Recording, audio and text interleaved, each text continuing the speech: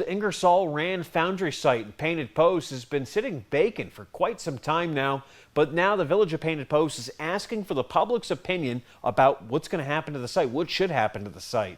WENY's Marcy Walsh is here to tell us what's in the works and what exactly the community members had to say about it. Marcy? Nick, tonight was all about what the Painted Post community wants to see happen with that foundry site on West Water Street.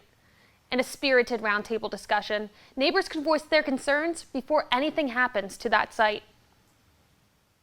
The goal of the community discussion was to determine the potential for the foundry site. In two parts, it serves to learn the impact development in that area could have. This was a project funded by a grant. It's actually two grants. One is through New York State and one is through Appalachian Regional Commission.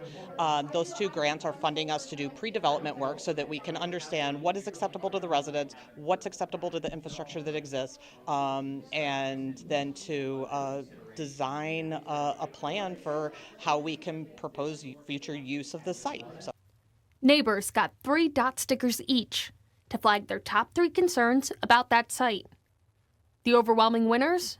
Contamination and increased traffic. Because we have a park that's right there, and when you're talking about increased truck traffic, you have the safety of the kids as well as the neighborhood and the quality of life. This is a quiet little village. We didn't need, tons of trucks to be coming in and out of that place. Robertson says, currently there are no developments being proposed for that site. This study is just to gain community input about potential future developments. It's an open, vacant site in the Village of Painted Post, and it's the first time we've been able to have that open discussion amongst the residents. So what we do with that is we take that in, we consider the environmental factors of just any development that you would consider. There will be another session about the site happening in July. It is open to the public, and it's taking place on Saturday, July 13th at 1 o'clock at the Painted Post Village Hall. Nick?